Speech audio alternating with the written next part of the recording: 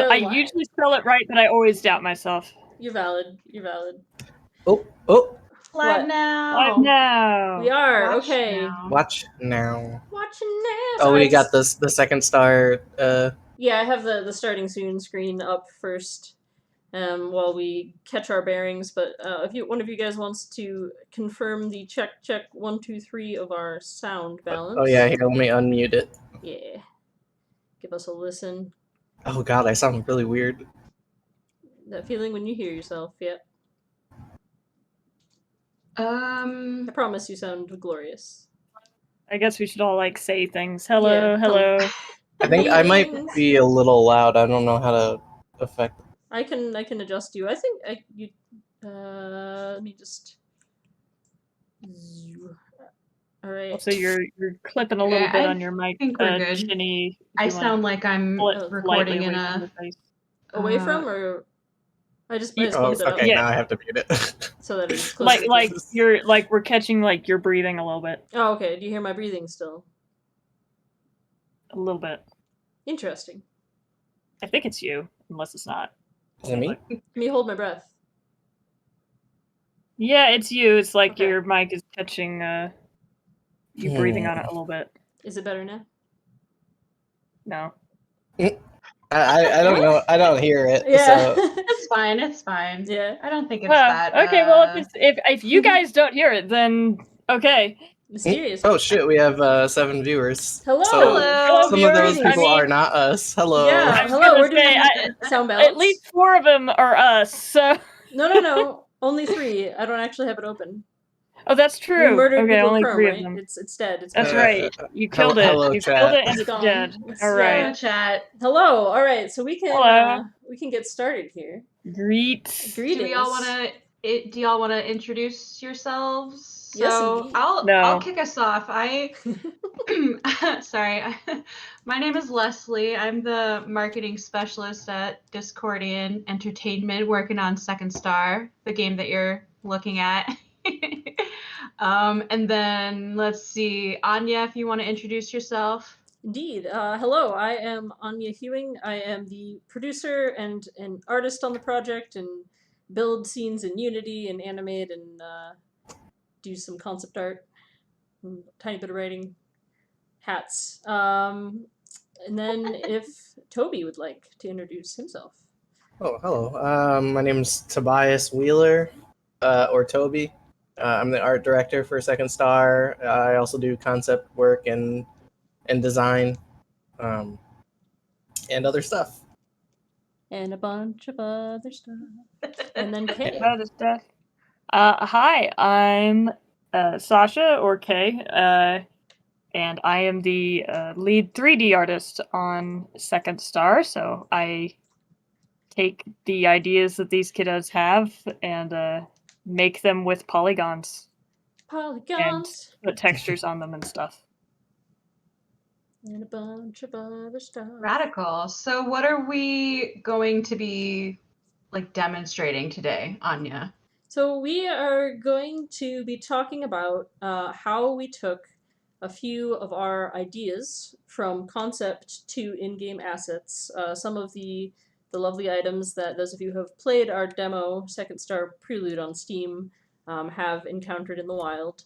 We're going to start with our biggest and perhaps most iconic asset, the ship, the Persistence, which you're looking at right here. And then we will move on to the ramp in Dr. Lee's lab and the wiggly little cluster life forms that you may have met down on the surface of Urkala. Awesome. So yeah, let's just jump right in. Sweet. So the Persistence didn't always start as polygons. The Persistence started as an idea. The original inspiration for the Persistence came from the brain of Sir Toby here. I remember when we were joking and talking about it earlier, we were saying it looked like a fish swimming through space, and Boots, the little shuttle, was like a remora eel that attaches to it. But if you wanted to talk a little bit about the process of drawing the Persistence for the first time, Toby?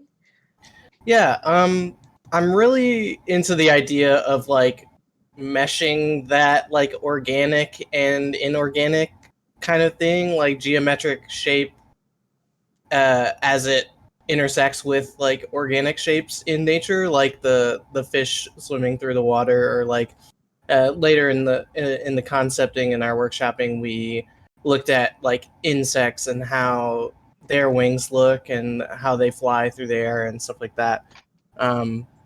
So that was kind of my starting place for designing the persistence, and I was able to kind of like not only concept it in 2D, but also I utilized a program called Tinkercad, which is basically like a very basic 3D modeling software you can use on the browser. And I think it's related to AutoCAD, which is like an engineering program.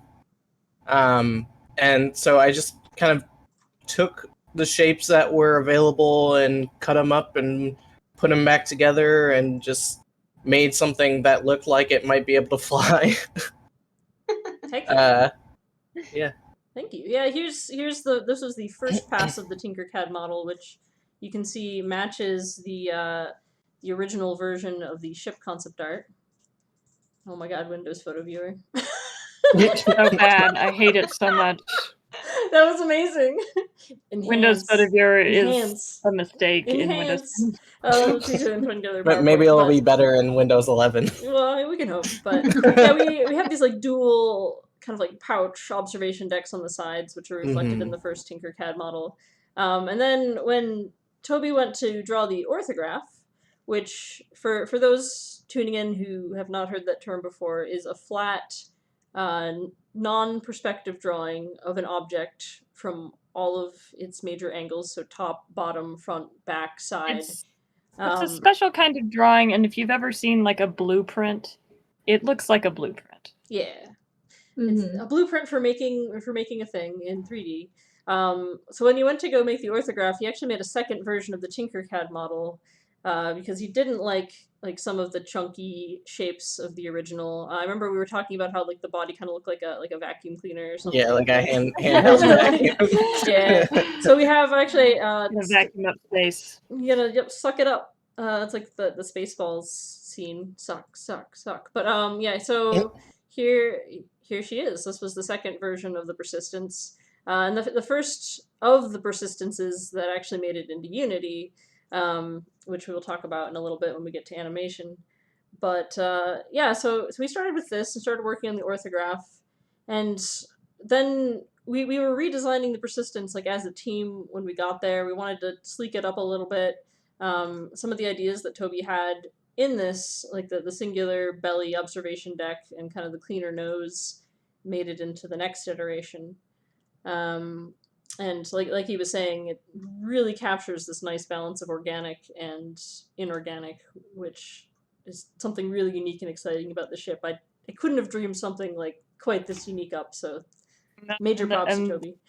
Also props to Toby on the color scheme. Has always been like the black and white has always been so, even from the first iterations. Been yeah, it definitely makes it look like beautiful. super clean. Very cool. Yeah, you see a lot of like gunmetal gray I've ships. Never imagined a ship like this, and it's awesome. It's so badass. And yeah, as Toby was saying, there's also this iteration we went through as a team where like, okay, so we had an updated design, but we didn't know what the running lights should look like, and we just kind of were spamming pictures of insects and birds in the art chat, trying to figure out exactly what this thing would look like. And I think it wound up insectoid most of all. So we've got our fish insect ship here, which is kind of badass. Alien space. Alien space, yeah. So here was the kind of the final pre-orthograph art of the persistence in all her beauty here. And of course hexagons, we love hexagons, so even the hatches. Gotta have hexagons. Gotta have I have a very strong feeling about what science looks like, and hexagons and science blue are the two most important things. I mean, You're not wrong. The hexagons are some excellent guns, and your design aesthetic excellent guns has really led us into some beautiful places.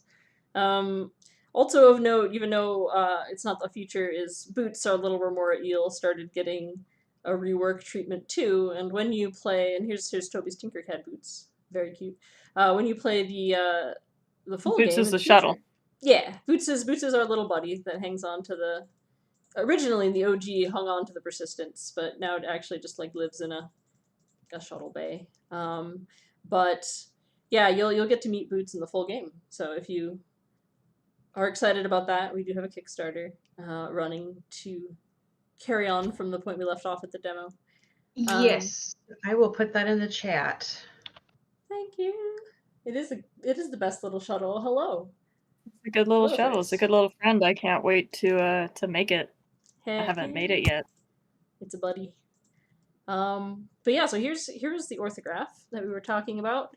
So when you're drawing one of these buddies, you really need to take care to line everything up, which can definitely be a challenge if you're not used to drawing something like this. And Toby did an excellent job for like his. This is your first proper orthograph, yeah.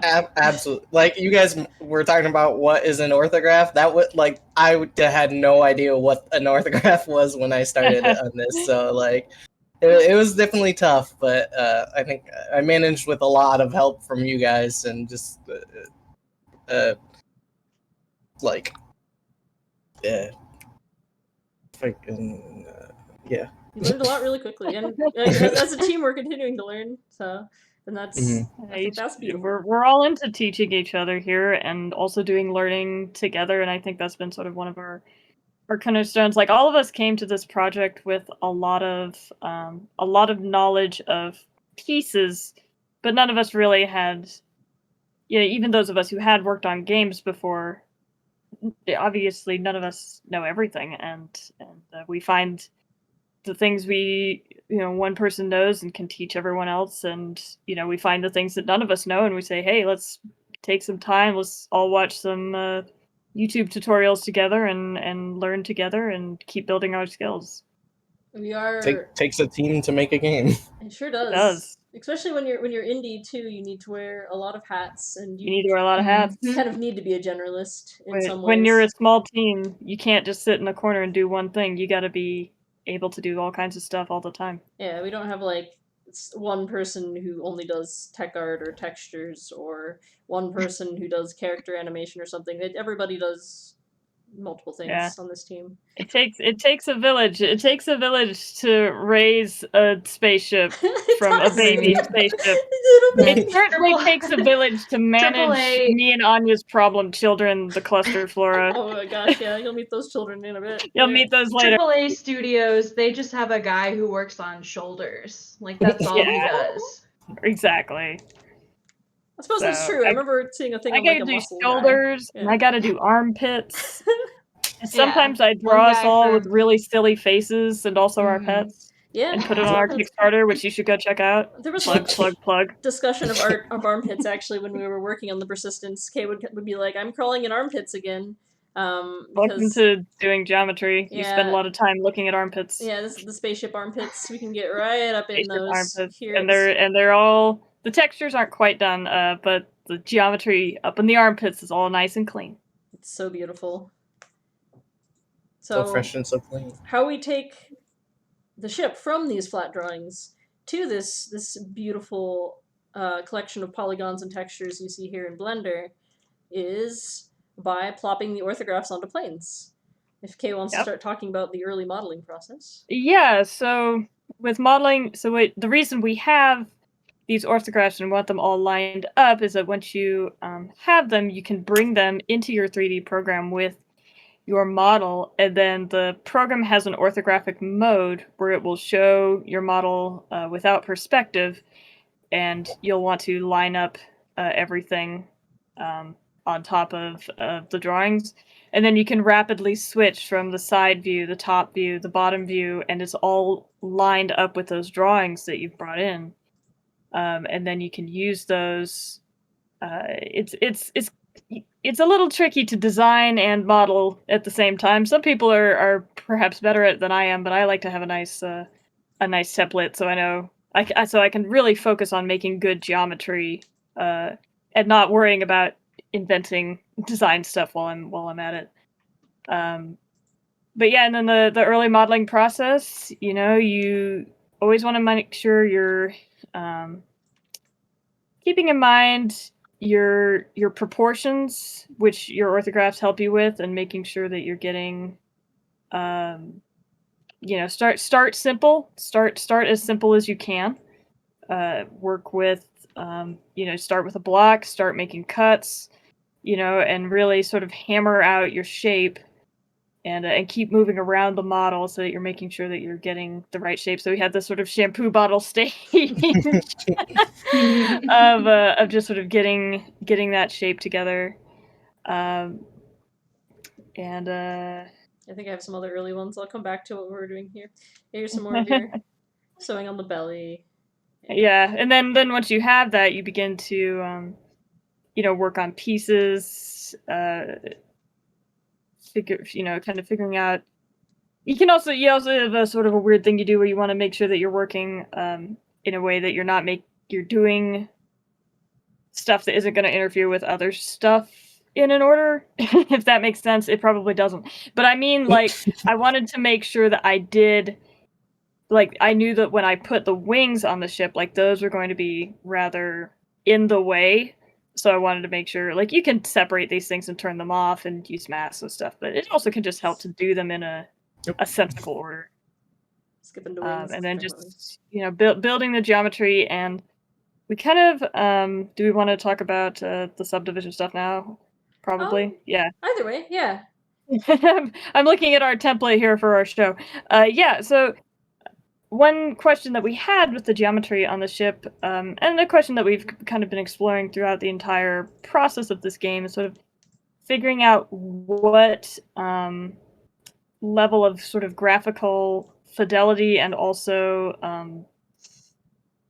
computational requirements, graphics requirements we want to have for this game, because with games we want to make sure that people can play them, that they will run on people's systems, but we also want to make it look pretty, and these things can sometimes be at odds with each other in terms of efficiency and making it look pretty.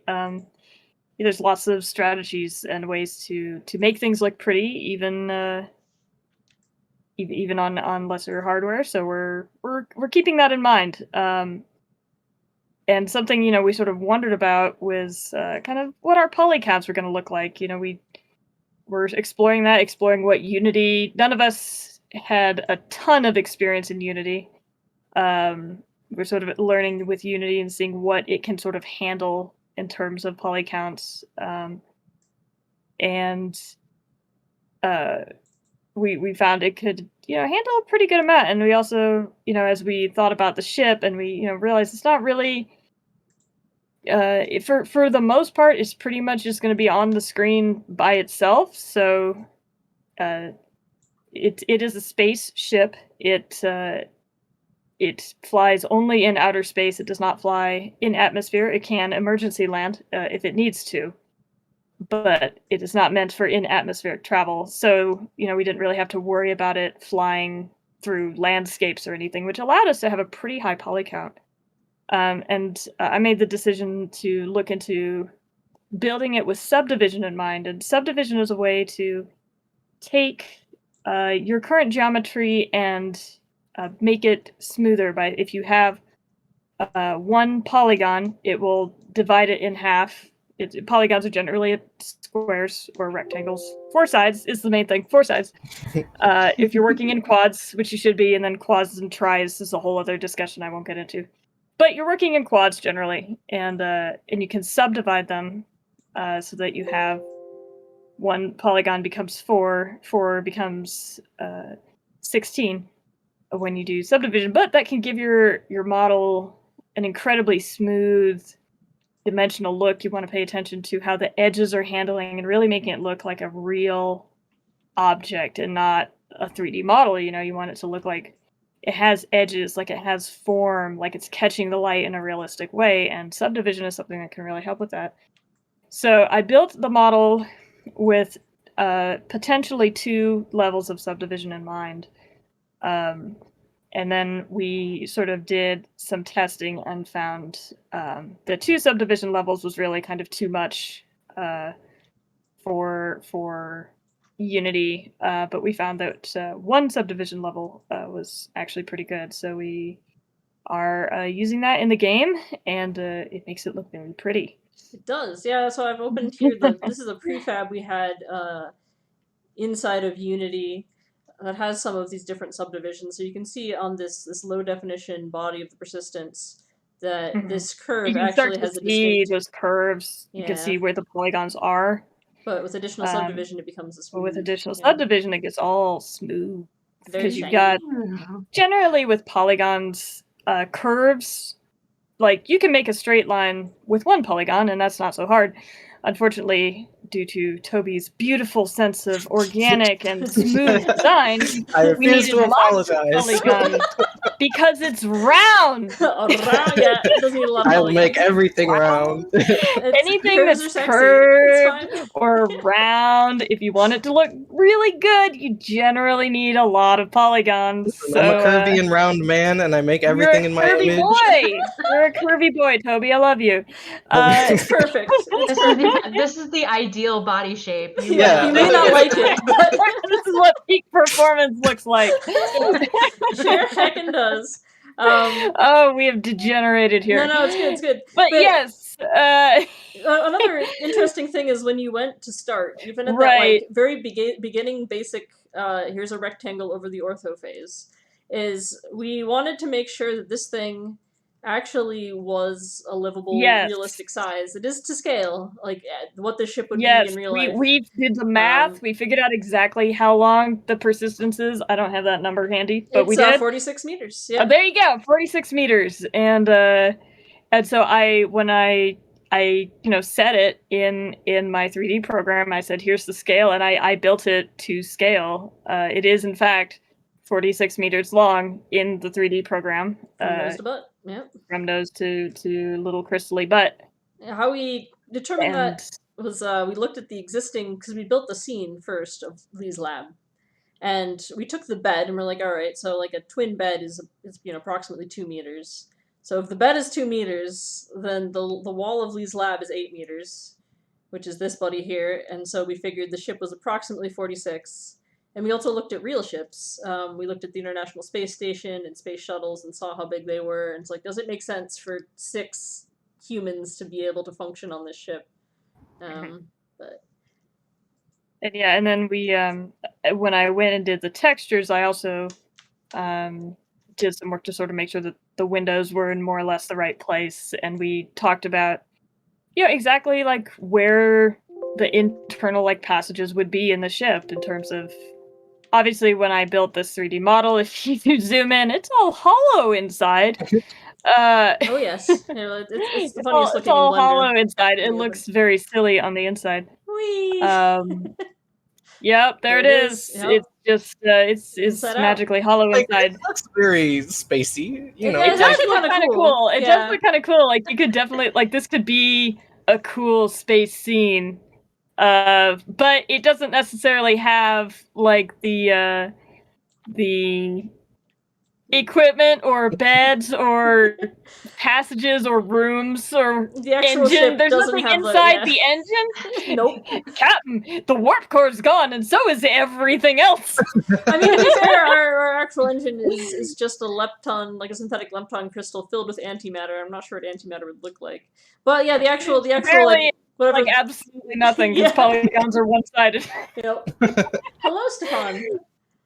Hi. Hey, shout out chat. Hi everyone who is here. But we spent some time, sort of making measurements and trying our best to, even though 3D art is mainly a smoke and mirrors thing, we tried to make it as grounded as possible in making sure it all made sense. Yes. I have a question for y'all.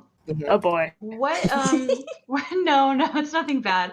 But just what was your decision to use Unity as opposed to other, engine or, modeling software? It wasn't modeled in Unity. It was modeled in 3D Studio Max and Blender. Right. Yeah. Okay. The ship itself was built in Max and Blender. Yeah. Okay. But then what would be the decision to use Unity? To use Unity as a game engine? Right. Well, first of all, it's free under a certain threshold, and it is Yeah, it's very indie friendly. Yeah, it's quite It's quite indie robust friendly, and mainly, yeah. indie friendly. Yeah, it's basically that your choices as an indie are Unity or Unreal, and our fearless leader Kat had prior experience with Unity, and that's what we picked up. So Cool. Okay. yeah, it's been a great time actually. Like there's so many interesting plugins that people have made for Unity, which we'll get into some of those when we're looking at the clusters in particular.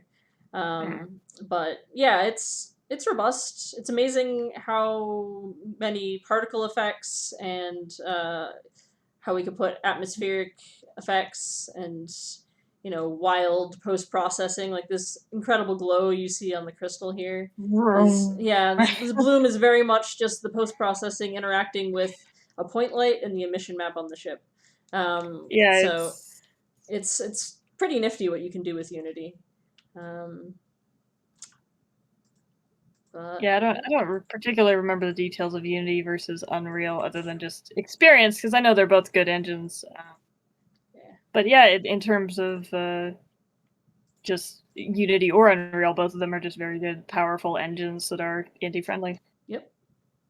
Yeah, Blender is also indie friendly in that it is open source. Yeah, Blender is also open source, and I've my education was in 3D Studio Max, and I've been learning Blender actually over the course of this project, and beginning to move some of my stuff from Max to Blender as I learned that, and it's come a long way. Like I remember when Blender was not anywhere near what it is now. It's quite powerful, and I'm always impressed about the things I'm learning about Blender. It actually has a gizmo now. It has the UI. Yeah, it didn't. Everything it was like a hotkey twister. I remember when Blender, Blender just had the worst UI. Like I would be like, I should really try to learn Blender. Everybody says you can do cool stuff in it, and then I looked at the UI and I was like, oh god. But they fixed it. They fixed it. It has a UI now. Definitely appreciated. But yeah, also I see we have Stefan in the chat. Hello, we're talking about the ship that you fly. Oh hi! This is Shaya's voice actor. Stefan is the voice actor for our character. Shaya, the pilot. Shaya. Don't listen. I know the names of the characters. Oh, you do? I wasn't There's not that many of them. There's only there's a secret amount of characters in the game. That's a very diplomatic answer. Proprietary amount. But yeah, so we have our lovely shampoo bottle the person started out as, and here's how the construction of the ship went. It started out as life as a shampoo bottle. Yep. And then let me go back to the shampoo bottle for those who were not. There we go, shampoo bottle. But yeah, so we also did a little bit of like live redesigning and troubleshooting of the particulars of the ship after modeling had begun, because this is our main character in a sense, given that all of the human characters, you hear their voices, you see their portraits, but the ship is the one character that you really see. So we wanted to make sure that she was perfect. And we all start out life as a shampoo bottle. Yeah, that's just nature. But yeah, kind of as it's difficult when you're creating concept art to really imagine every little angle, and sometimes as I'm modeling, I find like, oh, we didn't really necessarily consider what it looks like up in here at this angle, and so I would find things and I'd be like, concept artists, what do we want up here? I would improvise some things, but some more important things we would want to sort of sit down and have a discussion about. Yeah, like here's a drawing that was kind of figuring out how the saddle and the wings fit together. This was one of Toby's, and I think the red scribbling on top was me. We wound up in so many calls over Discord where one or more of us were streaming, and the three of us kind of were pondering a number of things, like the shape of how all the wings intersect in order to create this like beautiful seamless black silhouette that you see above the ship. And we were also trying to figure out where the rail would fit, because if we go back to the the 2.0 Tinkercad model that Toby made, we have these little flappy wings. And we really liked the flappy wings. Because it's the rule of cool. If you can have like a little piece of a ship that'll animate, especially when it's gearing up for a big moment, like jumping to faster than light. Make the best t-shirt. Very good. Yeah, so we were like, all right, so these wings, they move. How do they move? So we're like, okay, so here's the locked and loaded going to faster than light, and here's the relaxed position. And we began brainstorming how exactly this fits into the wing. We looked at a number of different mechanisms, folding coffee tables, door hinges, Murphy beds. We had to figure, like, I realized we needed to figure out exactly what made the wings move. You know, we say it's a fish and a bug, but it's not. It's a machine. And it's like, well, something has to be pulling this thing up and pushing this thing down to make it work. Yeah, and eventually we found a friend. We found a friend. We found a couple of friends and friends of friends who know more about industrial and vehicle design than I do.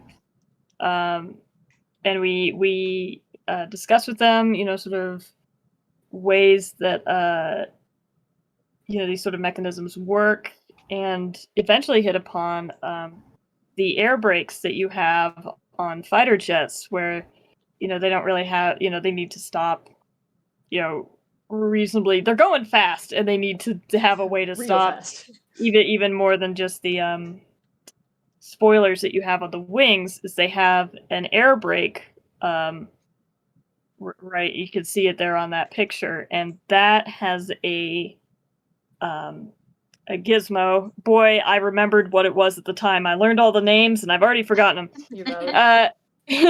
It's got a gizmo, and I learned how it worked.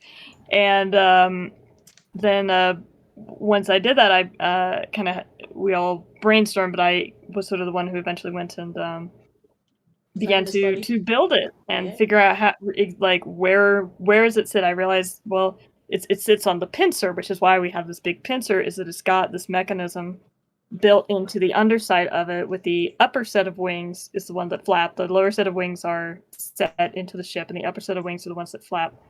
They don't really flap, but they change positions. If you play the animation real fast, they flap. Yeah, we'll get that in there. When you're being silly.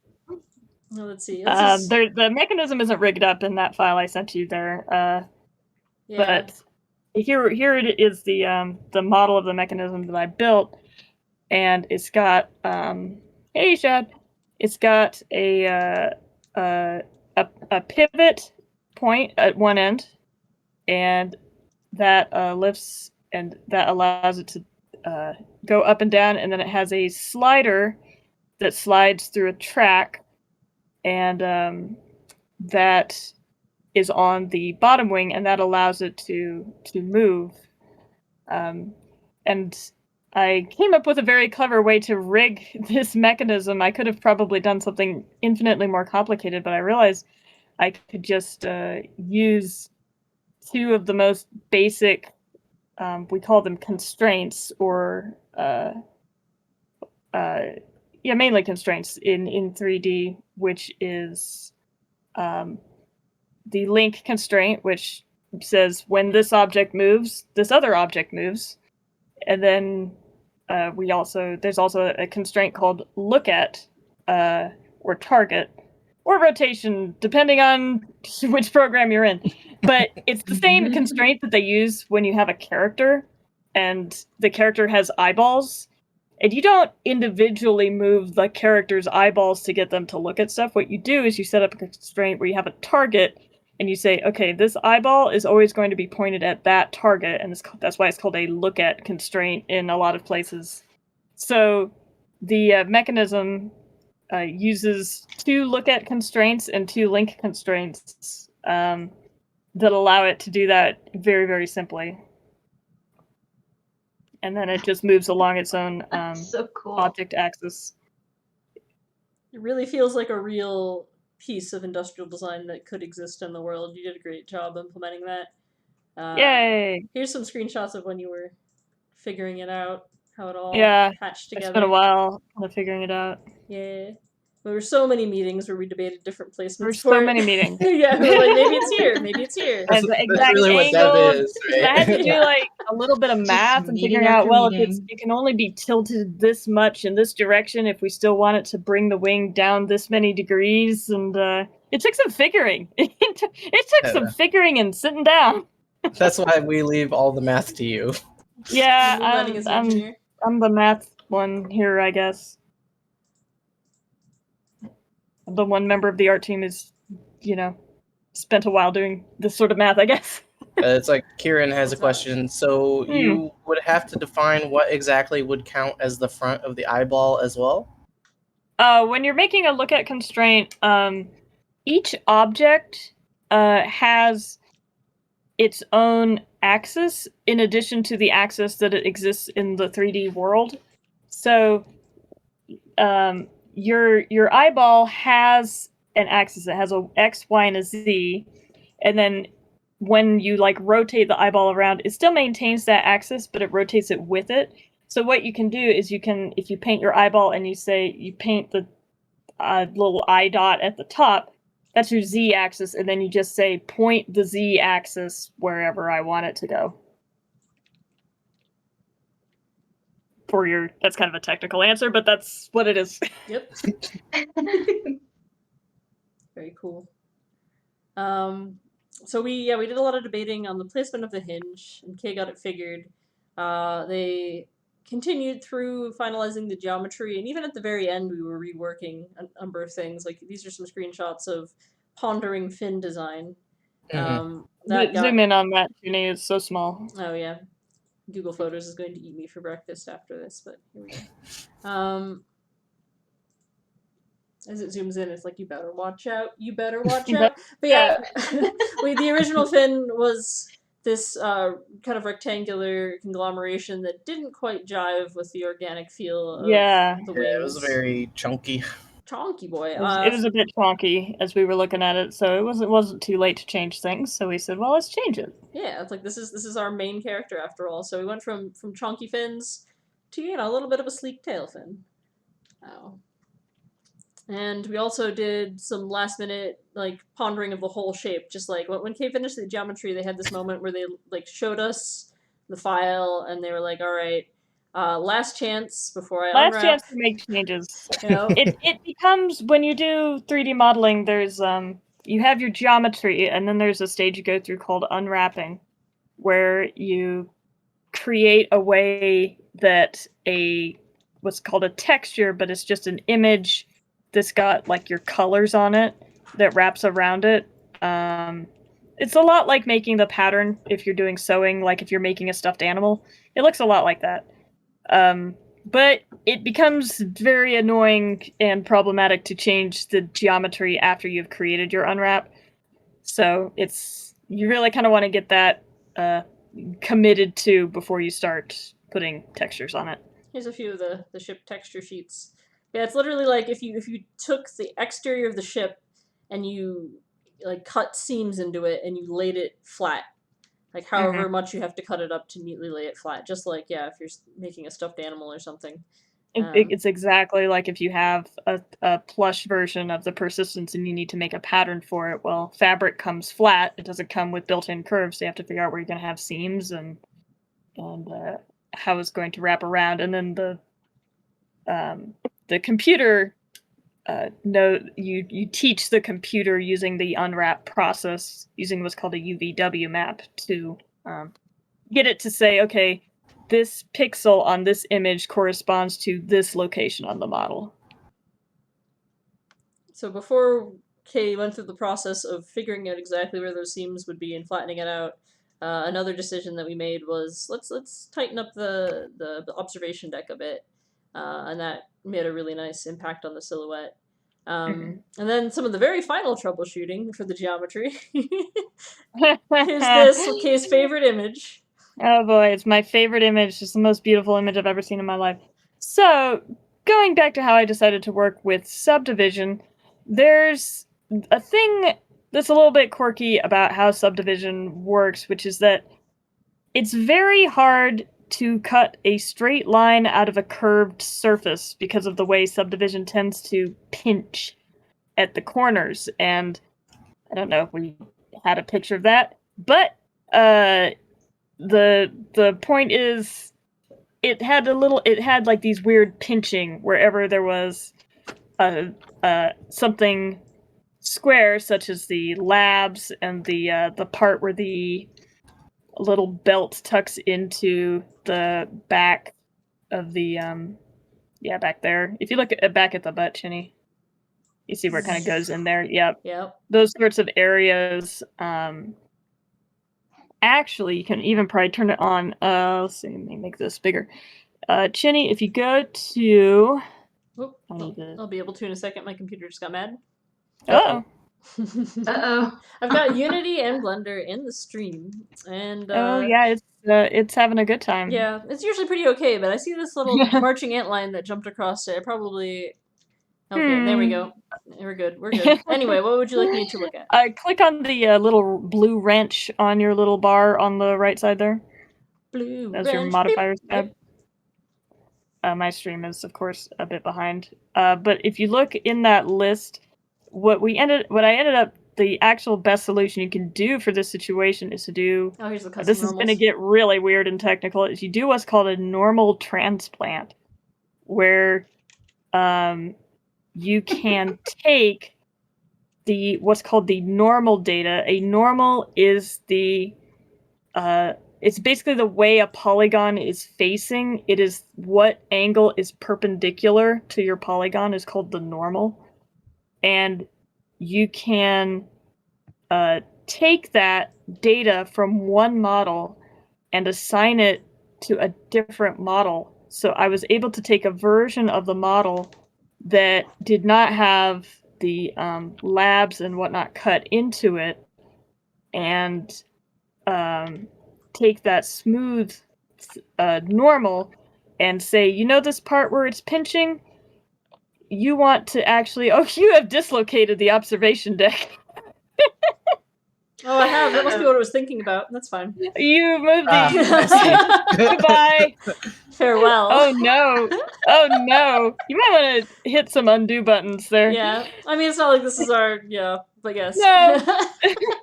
But you could just hit undo until it's back. Mm-hmm. Anyway, the point is, it's really kind of the only way to fix this problem. It's just one of the quirks of working with subdivision and doing kind of these sort of industrial designs where you might want to have something that's really smooth and has a square cut out of it.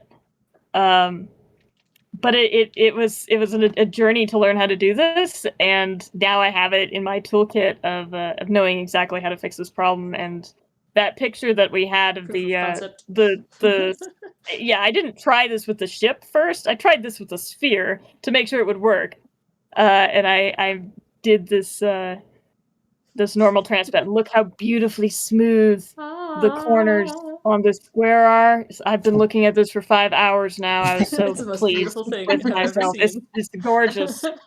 It's the perfect crisp corners. Anyway. Hey, computer, you know how the sphere looks when it doesn't have a square in it? You know how the square looks when it's not touching a sphere? Let's pretend they're separate while they're the same, basically. It's a layman's term for that, yeah.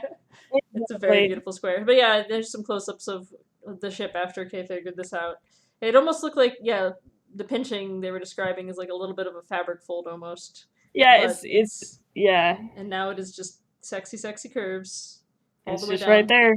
There it is. And I could have modeled this using intersecting geometry, but something you can do, with pushing that level of graphical fidelity and really wanting our ship to look as good as possible, one way you make models look real is you maintain edges, and you edges are like the most important thing into making a model look real. And so if I had that doing intersecting geometry, there would have been sort of a weird line there, a weird crease. It's clipping together, and it wouldn't have looked as real as it does if you can just barely catch the light right where it meets there, and that really makes it look real. Yeah, it looks like it's welded to the ship as opposed to just like sitting through it.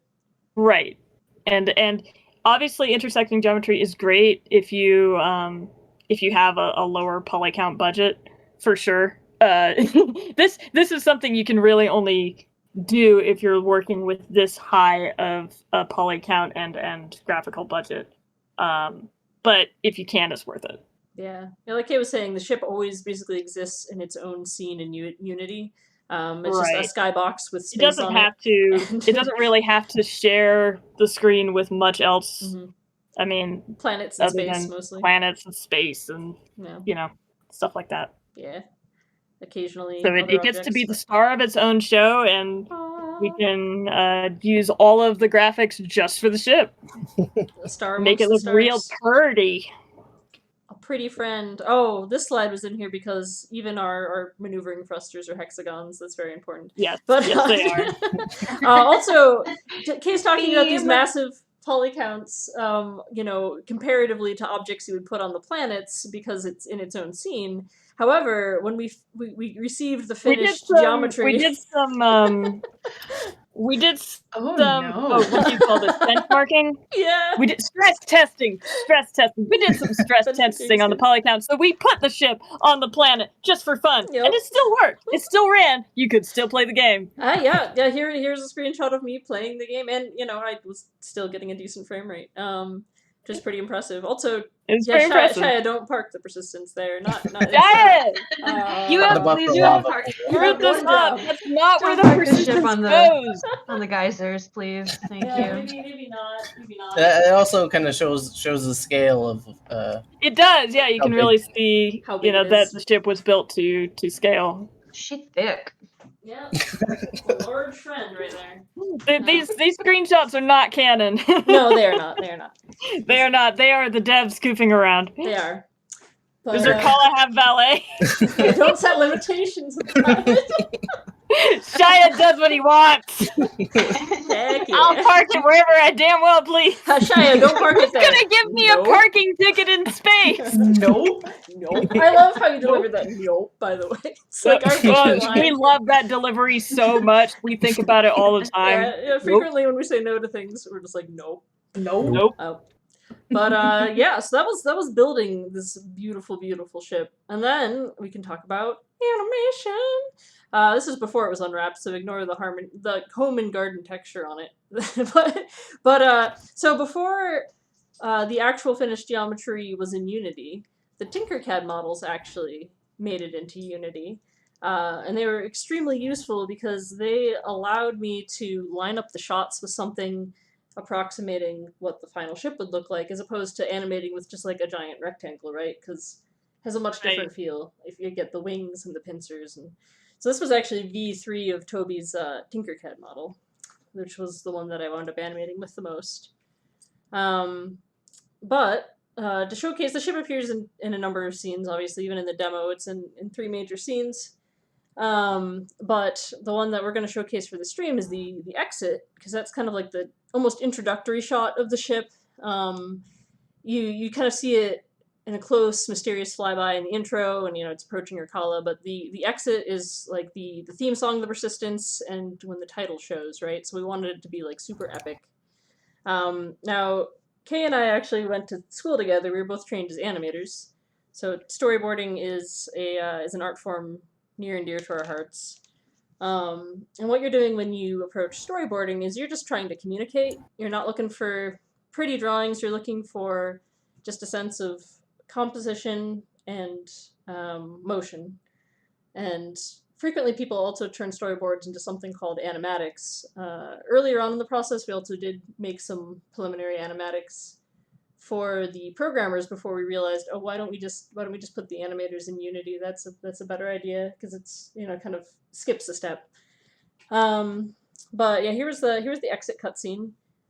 We had the camera in red and the ship motion in blue is what I did to delineate the two, because for almost every single shot except for like the very end when it goes to warp, both are moving. And when at all possible, if music is like a major feature in a scene, I like to animate to the music. So for drawing the storyboard, I just listened to the Persistence track that Kat made over and over again, and literally timed out each shot with the music. And you can kind of see that in the labeling underneath here. So a thing we can do is we can play that cutscene. Although I do have Blender and Unity and the stream going, so we'll see if it like cries or if it works. Do you have like a video recording of that cutscene rather than playing it from Unity? No, we're going for it, man. We are doing this. If the stream crashes, bear with us. Yeah, no. It probably will be okay.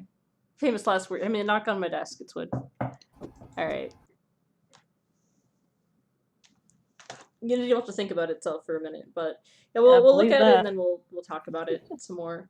We also have this convenient player start that's the test or call a selection that our lead programmer Jem set up so that we could just immediately test the cutscene, because animating in Unity you can't really see all of the components together, and it was really convenient to be able to look at the whole thing like in its actuality with all the particle effects playing.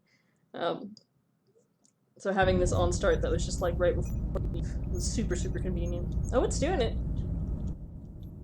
Hey!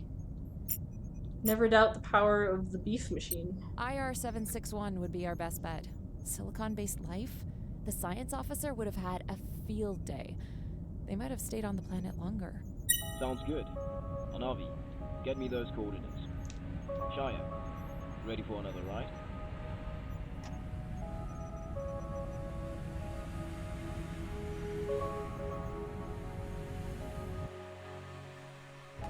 Whoa! Okay, some weird shit's happening. Uh-oh. Oops. Famous last words. Maybe I am running too much. Alright, give me a second.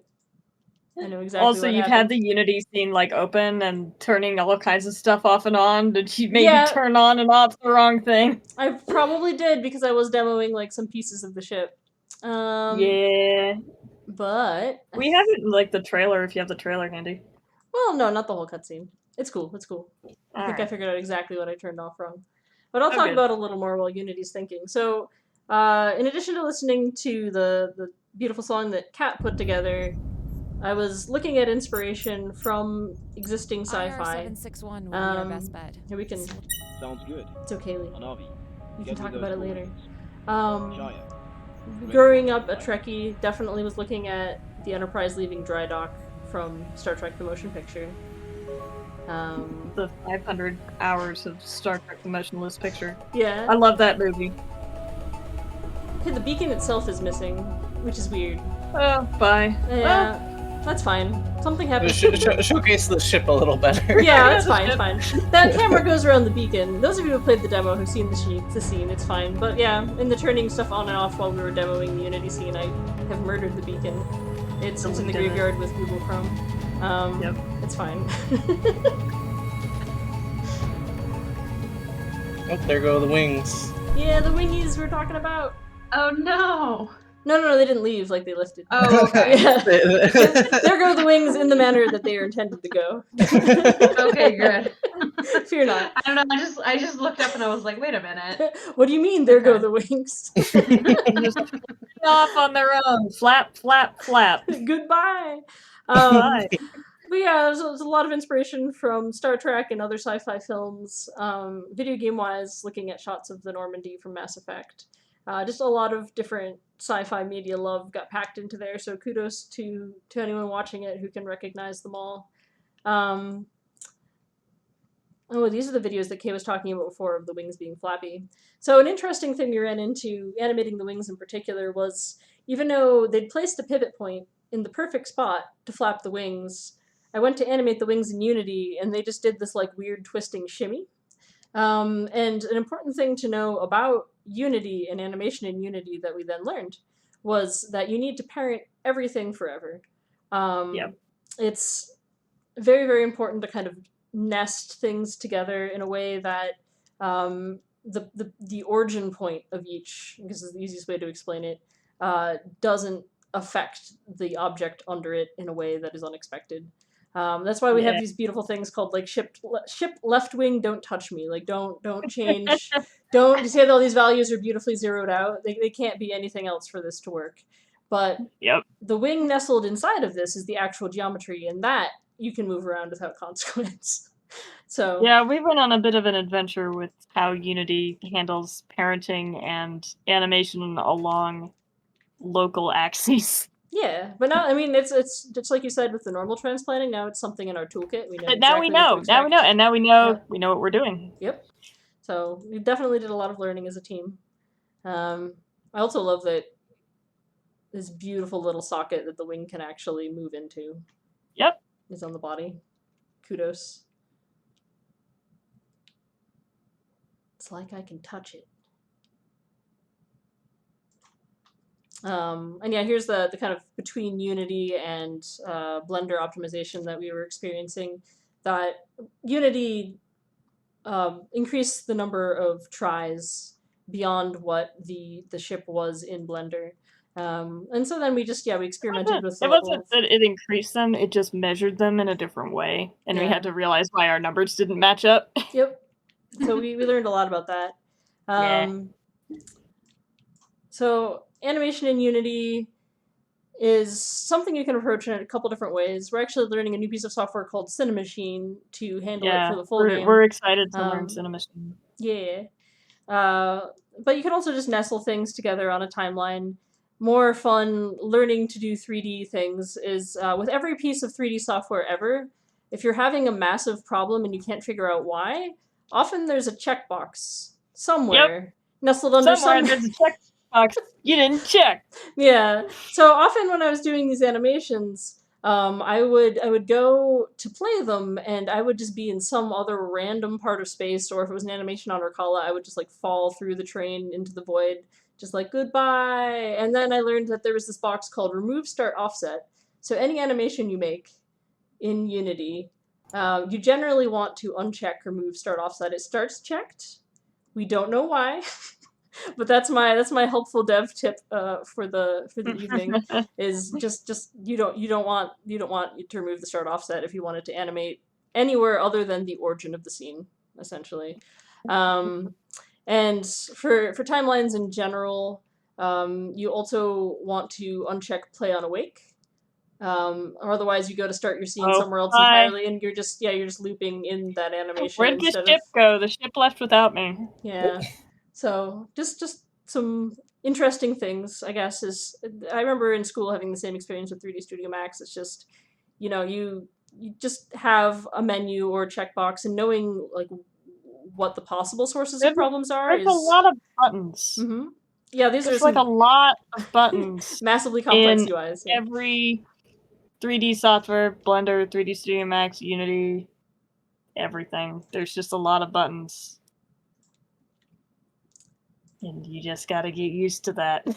Yep. Yeah, and you can't. It's just like kind of keeping your chill and troubleshooting and figuring stuff out. Exactly. And every once in a while you run into a genuine bug, which is extra fun. Indeed. And then the final piece of the puzzle, after we had the beautiful geometry in here, we had the wings working, Kay was working on the textures, is we wanted some particle effects to bring things to life. So we have a few different particle effects layered on top of each other for the persistence. We have these little like burner rocket effects for the thrusters. For the butt of the ship, a larger version therein. You zoom way out to kind of see it going new.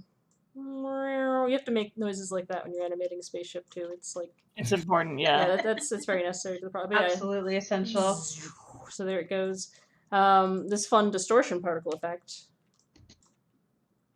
And then there are a couple that you can't see live in scene, but there was essentially little geometric shapes that come cascading off the engine that you can see in play mode, but not in scene, that we had to extract from like a larger particle effect to use it. So I'm really pleased with like the layering of effects that we got going on to bring that buddy to life. So texture-wise, one of the final things that we had to figure out, like after the running lights and everything else, was, all right, where do we put the name? We went looking at space shuttles and discovered that they all use the most boring sans serif font in existence. Yep, they sure do. Yep. Although SpaceX does have a little bit more variety going on there. Like, props to that. The dragon's nice. But first we figured placement. We kind of wanted it on the back, near the engine and all of these beautiful running lights. And then we did a mock-up of it. Phage is the font we ended up going with for persistence. And then we wound up with the real thing. And that actually very much, in terms of processes going back and forth, informed our intro cutscene. The framing of that was very different in the first iteration, and it wound up being like the really up-close shot to kind of get just the name persistence scrolling right by the camera as the first thing you see after hearing Runa's voice. So, but yeah, that's it. That's how you take a ship from drawing to real ship. We didn't talk a ton about textures. The Oh, yeah, textures that's what I are was gonna say. still Mhm. textures are still actually in progress. But we have a preliminary start on them in the game, or in the demo. But yeah, they are still in progress. I've done a little bit of learning, and the learning I have learned is don't use Photoshop's. Oh yeah. Don't use Photoshop these days has a thing where you can generate a normal map from a height map. Don't do that if you want it to unwrap and not turn inside out in random spots. But I ended up doing a thing in Blender where I was able to hook up the height map as a bump in Blender. I didn't even use a displacement, I just used a bump. But then you can then bake that in Blender as a normal map, and it won't be randomly turning inside out at certain corners. So that was another fun problem I got to solve.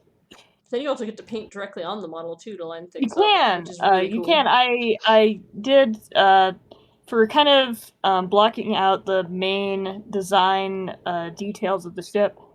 I did. It was kind of a combination of drawing in Blender and then also some of the shapes I wanted to create. I wanted to use vectors to create them using the pen tool, so I'd have more control over such precise shapes. And you can kind of do that in Blender using their sort of like stencil tool, but it's not great. So I generally used Photoshop as my starting point, using vectors there, and then I sort of went and fixed up the seams a little bit in Blender. Very cool. Jumping and For this using sort of design, the paint on model stuff is fantastic for like organic stuff, and we'll talk about that with the clusters. cluster. Yeah. But for sort of these really precise stuff, it can help to be working in a Vector working based. from the flat image rather than from the model. Makes a lot of sense. Heck yeah. Oh, and we also, I guess, one other thing we forgot to talk about is we do have, for all of the persistence tech, a very clean aesthetic, right? This is new technology, just built, just launched. So rather than like some of the kind of grungy, dinged up ships you see in sci-fis that are going for like more of a dystopian or like rugged feel, everything is very, Right. very clean. Yeah. Yeah, we definitely took most inspiration from Star Trek in terms of imagining a Shiny future. clean, not quite utopia, but a clean, advanced vision of sci-fi rather than kind of a gritty sci-fi. So there's no dirt on the ship. It was constructed in space, and it is new and shiny. It's on its first mission, so Explore we wanted strange it. new worlds. Bum, ba, ba. Ba-ba-ba. Here's some of those little geometric things I was talking about. Also, an exciting thing Kay did was they made me a spot to play with the butt. They made like a little. did. Yeah, they just released me on it. That sounds weird. I'm at the. Okay, sorry. Everyone go home. Alright, seriously. No, they left me a panel and they were like, "Here, this is for you to make the crystal however you want it." Okay. That's we what I'm go, trying to okay. say. That's yeah. a good, Yeah. But good way to say it. yeah, the ship booty. So yeah, just having fun playing with that. But thank you, Kay, for that. And yeah, You're here's our welcome. beautiful spaceship. All right. So if anyone has any questions about the spaceship, feel free to ask. If not, we will move on to talking about one of the assets you can find inside of the Persistence, our accessibility ramp. Let's zoom away from the ship into the ship because they both exist like this. The little rectangular bit under the wing, here it is over here. Video game fakery. Sometimes your ship is hanging out outside of your ship. But yeah, normal stuff. It's all smoke and mirrors. It's not real. Weeping. But yeah, here's the ramp, which is a really neat feature of our ship and wasn't always the plan. In some of these early drawings of the persistence lab, which Toby lovingly put together, like different ideas, you can see that all of them included stairways, which we wanted multiple floors for the room in the hydroponics bay kind of stacking underneath, and it's like, well, how do you get from point A to point B? Stairs. But then Kay came in, and if you want to talk a little bit about what you were thinking there, where you were just like, hey. Yeah, I mean, something we've wanted to have with our, boy, I'm blanking on words. The self-insert protagonist character. The self-insert protagonist, but also just in general of just wanting to have the world of Second Star be a place of acceptance and having your protagonist being that our protagonist is invisible. You only see out of their eyes. They can be. We want to emphasize that they could be of any gender or race or sexuality or anything like that. And with that in mind, I thought, well, if we also wanted to keep accessibility in mind, if perhaps they wanted to be comfortable in a wheelchair or other accessibility features within their own home that they're living on for however long it takes them to complete this mission.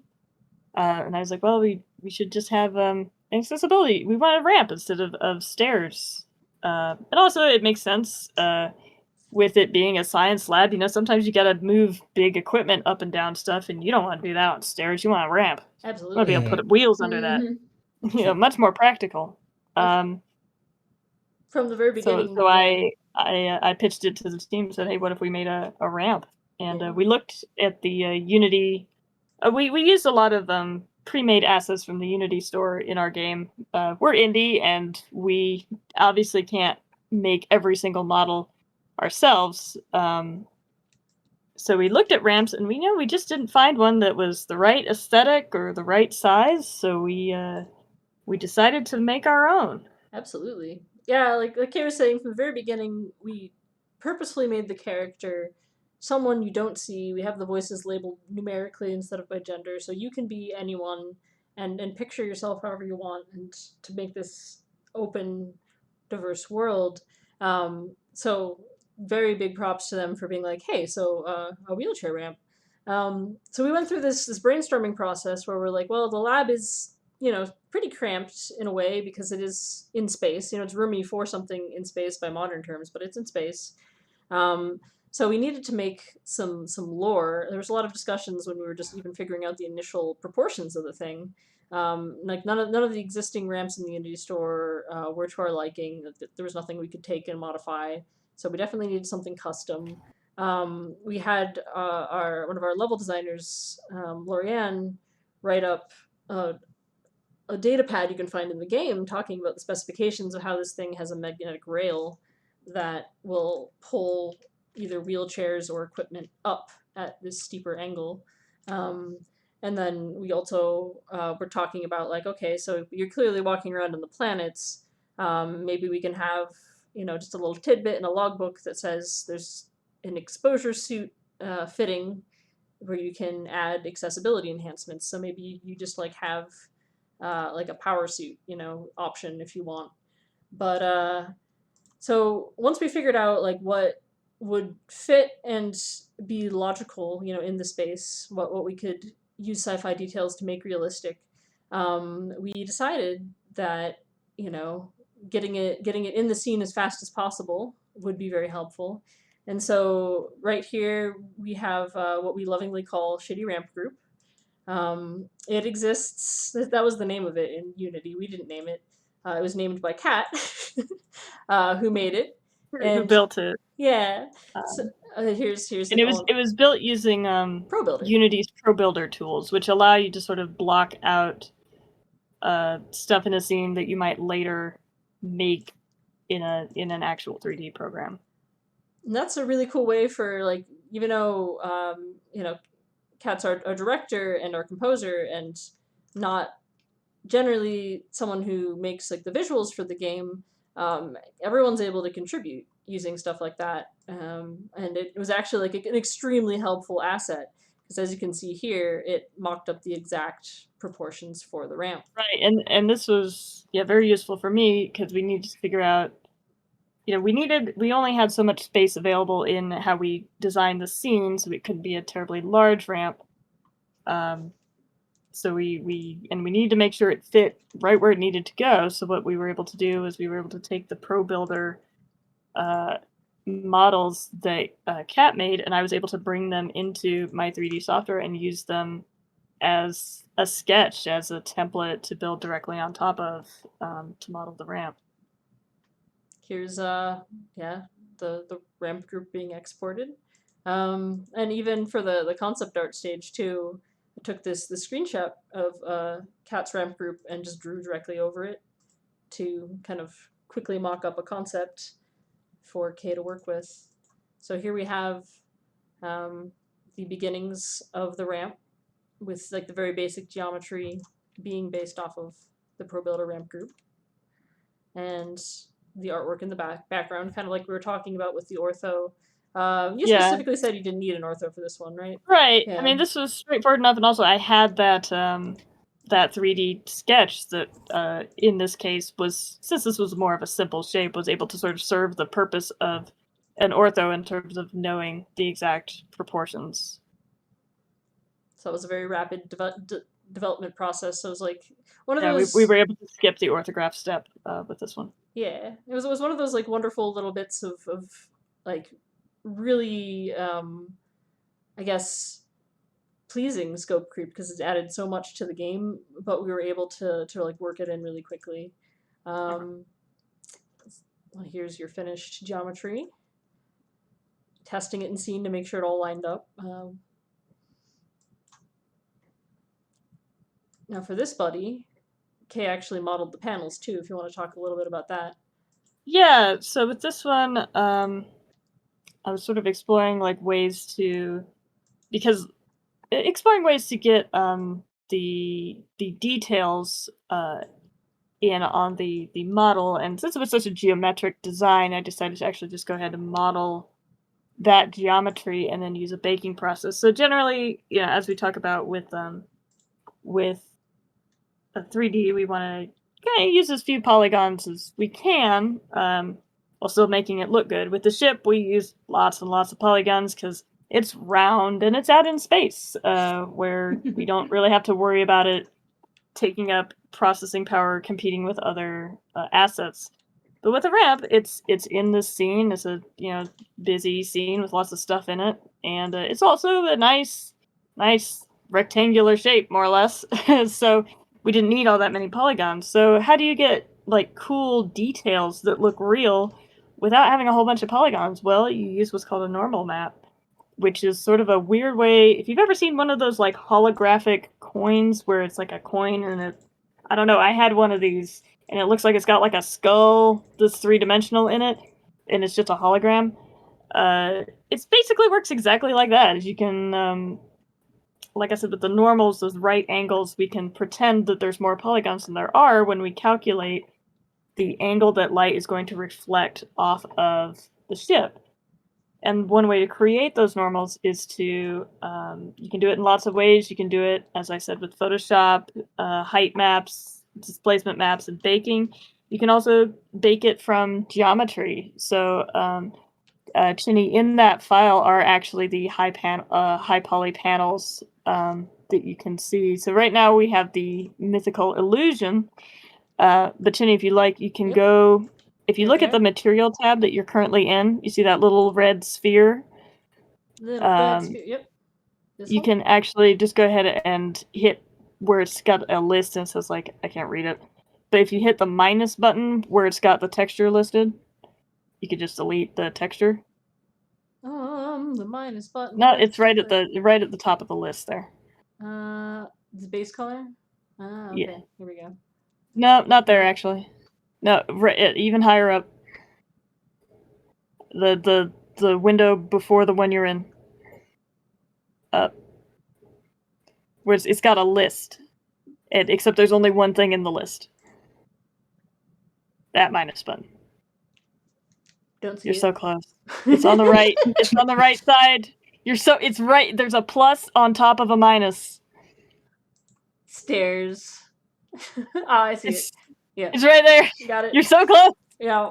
And of course, I'm watching the stream with a delay. So Yeah. anyway, Help. But okay. yeah. So now this allows you can show exactly like what the geometry looks like without the texture. It's still got the texture actually. Oh, you probably had the wrong thing selected and There we deleted the go. texture. Beautiful. Here's our nice clean. Yeah, we had a screenshot of this too. Here's our nice clean, just bare metal. Yeah, so that's the actual geometry of the ramp. So it's not taking up all that much processing. There's not a lot going on. And then you can turn on that group that's got all of the high poly panels on it. Here's and the real geometry. Yep. Here's the real geometry, but then we use some wizardry to bake The illusion that of this geometry. The onto this. illusion of that geometry and all of those angles are baked into this hologram that displays on the model of the ramp, that makes it look like it's way more detailed in 3 dimensions than it actually is. That is so cool. Here's Magic. a very basic normal map. There's actually part of the greebling on the ramp. You can kind of see these different colors indicate to the computer the direction that it's facing, so light can catch it in they different indicate ways. as if there was, when light hits the object and it says at this pixel, when it hits the object, instead of going off at the light bouncing off at the angle it would normally bounce off of, it hits this and it says no, actually that's going to bounce off to the right or to the left. So instead of hitting a polygon, it's hitting that pixel on the texture, and but it says pretend this is a polygon and it's reflecting off to that side. So you can see these right here on this panel, and it does look. It looks like there's an edge. It looks like that exists in space. It looks like it's modeled in there, but it's not. It's just that little beautiful purple map. If you go on like a complete flat angle to it, you would see that it doesn't actually exist. Right. The illusion does break down at certain angles. If you get like really close to the side, it stops working. But for the most part, you're not going to go up to the ramp and lay your head down upon it and look at it at that angle. Yeah, physically in game you can't get here. So yeah. Exactly. So it's like I said, 3D and games, they're all smoke and mirrors, but we do our best to make them look cool. Give you that atmosphere. And this is one of our little magic tricks, is the normal map. You guys have also might have heard of a height map, which is a similar but different concept. It takes a lot more polygons to make a height map work correctly. Right. A height map is something you can use to bake a normal map from. But yeah. And displacement and bump. There's a whole bunch. There's like a bazillion different maps you can put on stuff. And sometimes when you hit we're talking about hitting the wrong button. Yes. Yes. The texture. So there's also something that Unity and some other programs use called a detail normal, where I have a second. So I have a second map on top of it. So they have. We have to consider the resolution of the images that make up these maps, and they can only be such and such resolution before, they're really taking a toll on the computer and how much it's having to render. So one way that we can get the sort of fine details, if you look really close, like just at the metal, and you can just see that this little bit of metal grain in the center of those smoothness, That's actually done using what's called a detail normal, which is a separate normal map from the other normal map, but it can use both at the same time. And then I have it masked so that appears on the metal parts, but not on the rubber. The rubber parts or on the little lights that are glass. And the rubber is also hexagons. Yep. Of course it is. It's Yes, I hexagons did all in the way fact make down. the rubber out of hexagons. Yeah, That is such a cool detail. There's But hexagons here. There's hexagons on the yeah, crate. if we like we hexagons. made it ourselves, it's made of hexagons. I mean, the plants aren't. Like, the life forms aren't. But all the technology. I did it. The cluster is in fact hexagonally shaped. Well, it's true. The actual tube of it, yeah, of the geometry. Yes. Anyway, but anyway, that detail normal also is stored on a separate map, so that the map that it uses for the main normal doesn't have to be at a high enough resolution that you could see those little details. I can use a second map and I can tile it. However, when I went and plugged it in, I may have told the wrong texture to tile. If you stick and so we have albedo in the if you make the whole other texture tile, it looks like that. Yeah. But that wasn't the texture I intended to tile. But it's a good demonstration of how something tiles on a nice unwrapped object. It looks like it looks great. It looks like carpeting at an airport. It does actually. God, You're right. It does. Oh, Airport man. carpet. So this is the airport carpet version of the ramp. All right, so this is airport ramp group. Yeah, very good. The more terrifying version of any of the ramp groups. But yeah, and here it is in game. Whoops, where that's going on. Yeah, Talking about the clusters. We put all kinds of post processing and bloom so that when the light hits it, it's like whoa. Whoosh. Yeah, it looks beautiful and seen. Beautify is the post processor we use in Unity. So it's good. It's very good. We've got some like under ramp lighting. We've got the little emergency lights on an emission. Yeah, the most important thing when you ever make anything in 3D, I've talked about all kinds of stuff in terms of models and maps. The most important thing is light. And your lighting is always the most important thing when you make things in 3D. And post-processing has, now that we have that, now that I'm a little bit old school, now that we have post-processing, that helps a lot too, but post-processing can't work until you have light. And the only way your model is going to look good is if you get really good light on it. Yeah, if you bloop, there's just the emission maps and some of the glow effects. If you just turn on a normal directional light, way different feel. So much flatter. God, yeah. Yeah. And that's like then if you turn off the post processor. Oh, it would change even further. Yeah. Let's see. It would be under the camera. The sound effects are important to open things up. All right. So under main camera, we've got beautify. Yep. There we go. Flat. So you can have the most beautiful models in the world. But if you don't got good light, it looks like garbage. Yep. Then suddenly it's like, oh, now we're in the 90s. It's all about light, and now we're playing a game from the 90s, and it's a horror game. And it's a horror game. Yeah, now we're playing Half-Life. Wow, the planets look crazy. Oh yeah, no. they're all hanging out together. What do the planets look like? I didn't see. Oh, the all holograms are coexisting because nothing is activated or deactivated. Oh yes, they do. Yeah, this is from the scene view, so various objects are where they shouldn't be. Yep. Oh, speaking of, this is the Uber planet. When we combine all of the planets into one. Oh no! Huge spoiler twist. Oh yeah, clearly that's the end of the game. Oh, and the beacon's in there too for good measure. Oh, and the beacon's in the middle too for good measure. The one that was hiding when I played the scene earlier, it's in there. Yeah, speaking of, you can see a very similar view here of the detail normal. I think you used the same one to kind of match the technology. I did, yeah. I used the same detail normal for both metal objects, kind of like they're made out of the same metal, as you do when you're making a composition in a painting, and you're making a composition in a scene, you want to repeat to make things cohesive. Repetition of texture. You can make the planets look like they have tiny legs. They're coming alive and they're wiggling out of the scene. They're coming for all of us. Heck. Heck. This was another curved object that... also had to be a lot of polygons because it's round. Yeah, and is another beautiful object that Toby designed, actually. It is, yes. Love Toby's design sense. Like you're right, Toby. You do put curves on everything. Yeah, thanks, Toby. Yeah, curves and live to square make things growing out of curves. Kay's job the hardest it can be, Thanks. and that's all I try to do. Thanks. I mean, Thanks, I love you too. but they're beautiful. You make beautiful things. Thank you. Thank you for designing beautiful things. But yeah, so on to our last. We have a lot of cool custom models in the game, but on to our last feature of the night. It's a creature feature because it is a life form. So let me load up.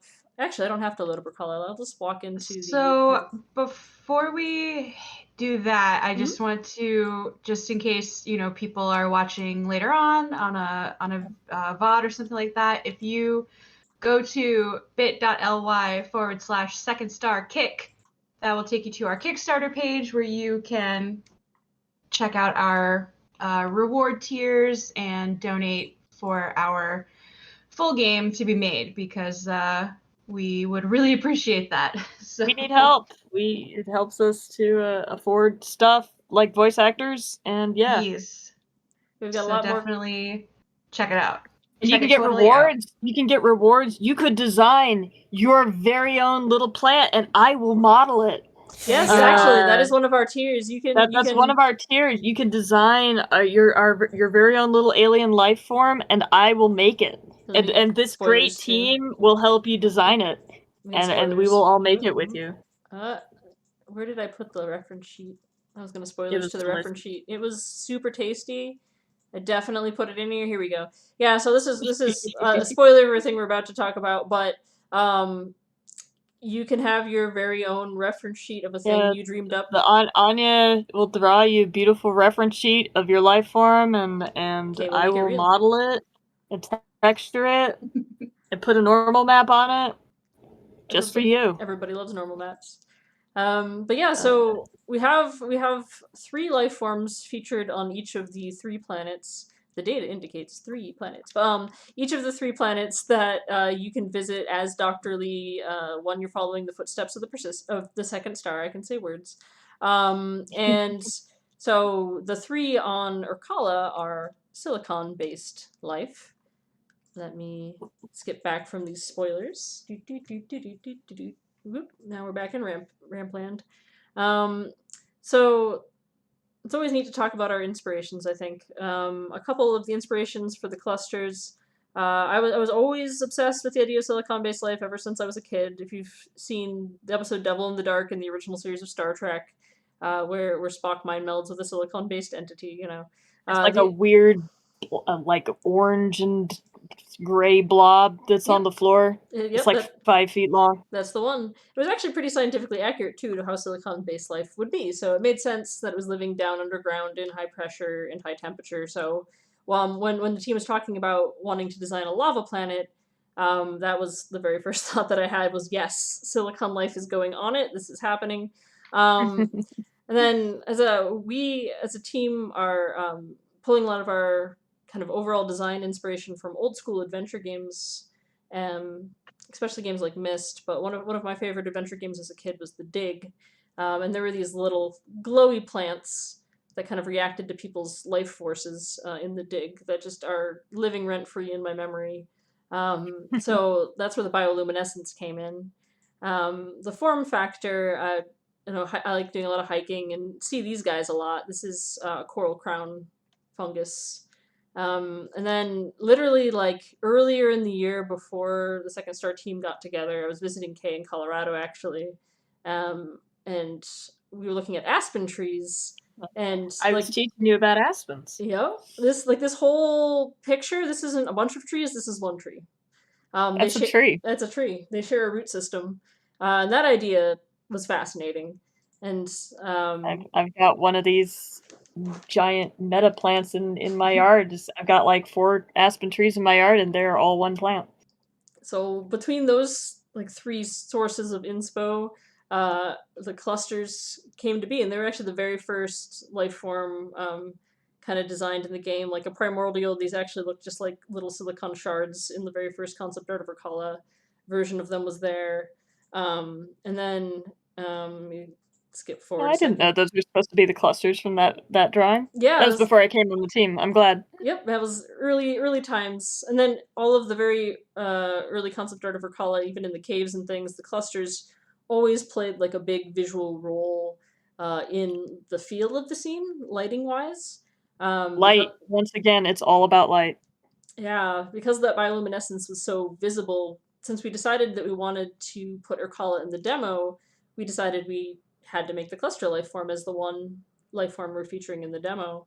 It did, however, turn out to be one of the most complicated ones. We did pick but... kind of one of the hardest ones to do first. Oopsie. But, yeah, well, it was an adventure. We learned a lot. It was! Yeah. We learned a lot, and, you know, sometimes if you do the hardest thing first, it's like, oh yeah, it's gonna make everything else. We've already got everything figured out now. Yeah, it's all in our toolkit.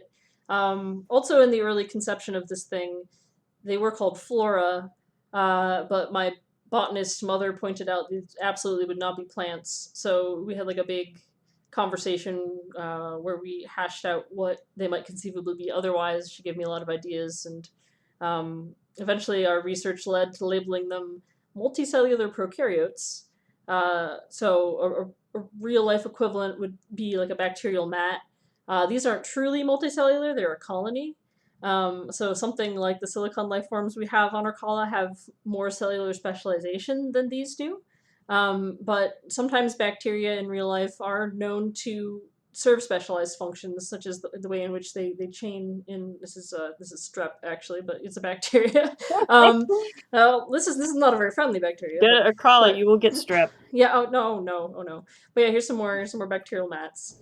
And this is actually really intriguing because I was looking for pictures of bacterial mats for this talk and ran across this discovery that apparently bacterial mats had formed branch-like structures in the past, and that it was giving scientists clues about how life formed on early Earth. And I was like, holy shit, I love when you design a thing and it turns out to be more appropriate than you thought. Because Urkala is very much... and that's kind of one of the fun. I was just gonna say, like, I mean, if you want to finish. Oh no, go for it.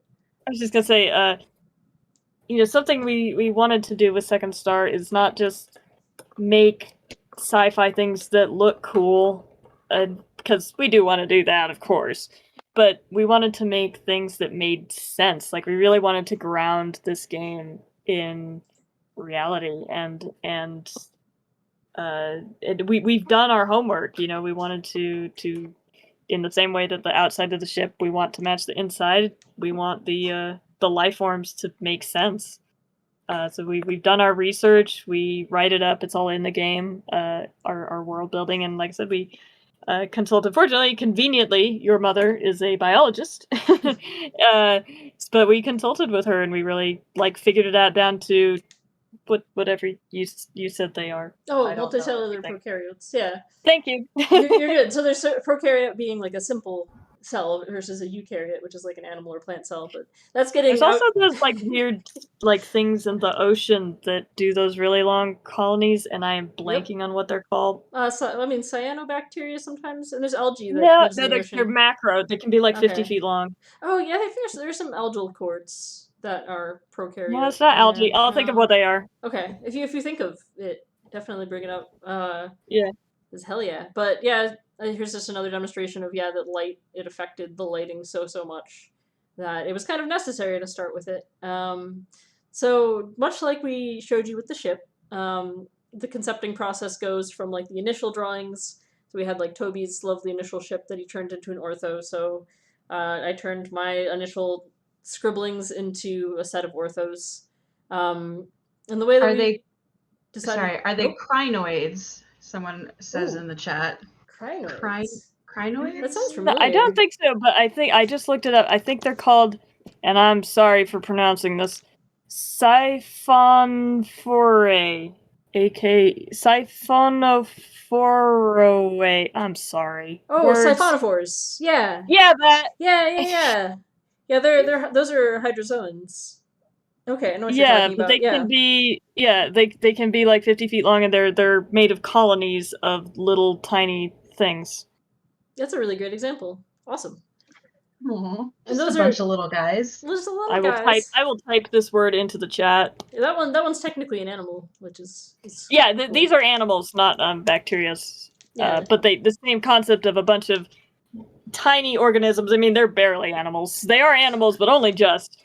And they live in these colonies that form sort of a giant life form. That's super cool. Hmm. So yeah, similarly, these guys are colonies, but with enough specialization that they're still considered multicellular organisms. But anyway, for the art side of it, then we decided like, all right, so there's these clusters with all of these different branches. A good way to approach it would be to have variations therein. So we'd have a bunch of different branches that we could kind of piece together modularly. We wanted to go with a modular design where we built branches instead of just building a cluster. Yeah. Yeah. So there's a few different like example variations that wound up in the ortho. And then you can kind of see the modular nature of them. So you're right, they are hexagons. I'm so proud of you. I never realized that you made the tubes hexagons. Oh my god. I did. Everything is a hexagon. Second start, Toby. It's all science. We did it. Oops, all science. We made the science game. We did. We made the science game. Everything is hexagons. But yeah, here's an example of its modular nature. Overall, there are 8 branch variations and 4 root variations that came modeled, and here's their proof of concept in the low poly version. Right.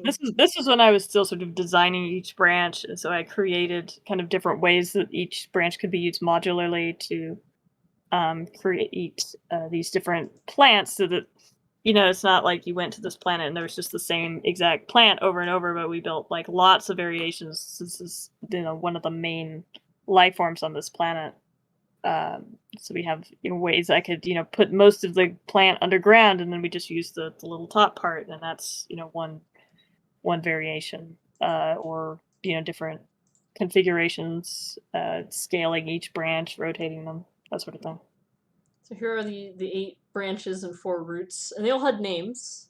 Yeah, I named them all. In general rule for art in general, but especially in 3D, name your stuff. Make sure that you name each model inside the 3D program so you can tell what's what. So I gave them all. I could have just done 1, 2, 3. I could have just done A, B, C, but those are hard to remember. So I just used like alpha, beta, gamma to help me. Yeah. So they all it actually got kind of fun when we were working with figuring out how to animate these things, because there were some optimization learning curves we had there too because of the sheer quantity on Urkala. But we were talking about them and we'd be like, oh my gosh, Zeta's misbehaving again. Like they became our children, and some of them were problem children. Yeah, these are our children. They're a little bit troublesome. Yeah. They're good children. We love them. They're good children, and we love them, and we wish they would stop randomly vibrating when they're not supposed to. Yeah, well, some of them, I think it was Zeta that kept like sticking its head underground and just like wiggling sadly inside the surface of the planet, and was like, buddy, are you okay? Buddy, are you good?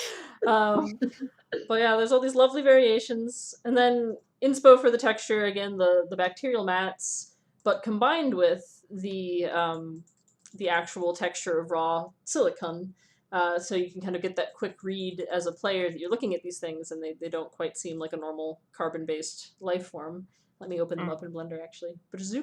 But yeah, that aesthetic that Toby was talking about that he set like at the beginning, where he wanted organic mixed with the inorganic for the ship. Like as an art director, he's definitely helped us keep that kind of view for all aspects of the game. And so even the life forms in this case have the organic and inorganic. You can do it, Blender. I have faith in you. Yeah, this is probably going to be the hardest one for Blender to run, because you've got the high poly sculpts in there. Okay, well, let me open the pretty version. But yeah, actually, you were talking about baking in Blender before. Here's your texture nodes. Yeah. So with these guys, actually, Chinny, if you go up at the very tippy top of the main, like, center, like, up by where it says, like, file and stuff, there's a bunch of tabs. If you go over to the one that says layout. Here we go. And then you can clears up your screen a little bit. Oh, yeah, I clicked on the texture one I had the persistence open. Yeah. So. Yeah. But yeah. So each of these is, I asked Anya for as much information and real world references as I could, and then each of these is individually sculpted using Blender's multi-resolution tool. I didn't do a retopo on these. I used the original topology and used Blender's multi-resolution tool, which allowed me to maintain my original geometry, which was made to be animatable, which is built-in quads with animation loops, and then be able to create these intricate sculptures of this texture. And it was a real balance in terms of keeping it, like making it look organic and making it look just a little bit geometric. So I started with the models, which weren't all that many sides, so they were already inorganic looking, and then was sort of like bubbling them up a little bit, and then adding lots of creases, and especially like where they're bending or attaching to other parts of themselves, and really sort of getting in there and making them look as real as possible, while still sort of maintaining some of the corners to make it look a little bit weird. Good alien friends. Yeah, you did a great job with that. I love the little cuticles. Yeah, and I've added some little cuticles right where their little crystals grow out of, and then once again, all of that data was then baked down to much lower poly actual models that are in the game, but they have the illusion of having all of this geometry. Our friend the normal map. Our friend the normal map. So these One of are our favorite magic tricks. It's a good magic trick. Yeah, these are all rigged. Kay set up the bones for me to play right? with. So they all have skeletons. So they I don't know if they're in that file or not. Probably not. Oh yeah, well, not in Blender, but in not in Blender. Yeah. No, in Unity. But. In Unity, but yeah, each of one of them has a little skeleton inside that allows them, and then you control the bones in that skeleton to sort of make them move. I say, okay, this bone is attached to this branch, this bone is attached to this branch. If I want it to sort of bend in a nice curve, I have to have multiple bones so that one bone bends a little and the next bone bends a little more and the next bone bends a little more, and that allows it to have a organic look when it curves. Syllabones, yes, thank you. Syllabones, Alex. Amazing. Yeah, a good demonstration actually is to take an individual cluster branch. So these bones are all. You can grab the bones and wiggle them around. Yep. Yeah, I can wiggle some Here's bones. how they work. Wiggle some bones. But yeah, we've got these progressively these bones moving up the structure of an individual branch. In this case, it's our buddy Theta. So Scroll up on that. Our little graphic is over top of it. Oh. Let me. There we go. I see what you mean. Lee was hiding the bones. Lee was hiding the bones. Yeah. Lee, bones. stop hiding the bones. Listen, they're very self-conscious about the bones. Okay, like they're under the surface waiting. But yeah, so here's our theta bone structure all the way up to the silicon carbide crystal, which is also named with the native phonetic alphabet. So we have a crystal dog. Dog. Crystal dog. I don't know why that hit my funny bone, speaking of bones, when I first opened these models in Unity to animate them, and I saw that there was a crystal named Dog. There was, in fact. I used just the Greek alphabet on the branches, and then I used native phonetic on the crystals to make them different. That makes sense. That's smart. So yeah, you can see this base bone just only moves the bottom of the branch here. And that moves the whole thing, actually. Oh, that's the root. It's each skeleton has a root that controls the entire skeleton. Yeah. So this is the root. This is the base, and then the first bone, you can see now it bends right next to the root, and then from there the next bone bends a little bit higher, and so on and so forth. So when you animate all of these together, you can see all the keyframes here. If you come down and show the little branches how they wiggle. Yeah. Oh yeah. I'm gonna work my way up the buddy. So yeah, they each move up the branch.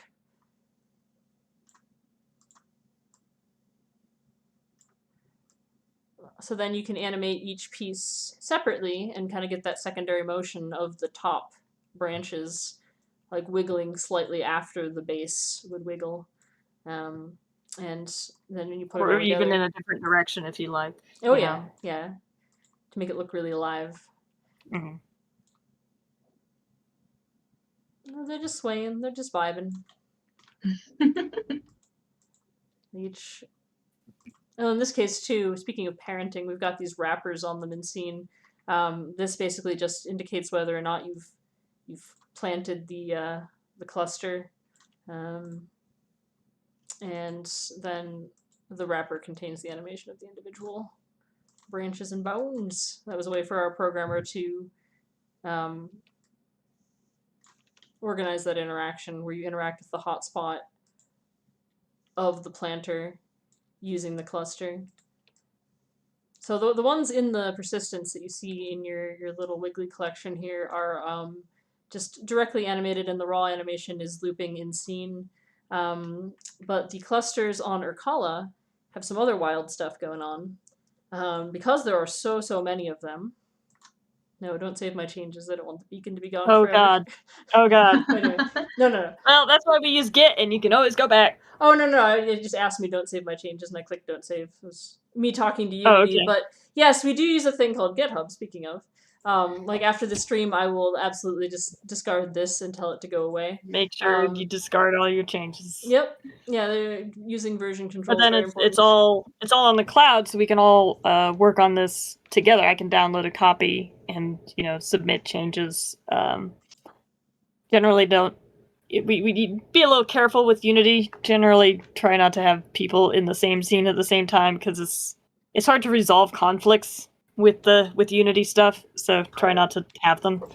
Yeah, but I mean, you can have like Gem, for example, could be working on Right, something you could have a code-wise. programmer in working on logic, and I can be in, putting clusters around. But if like I'm putting clusters around and Ani's putting clusters around, Unity doesn't necessarily like to resolve those sorts of conflicts in the file.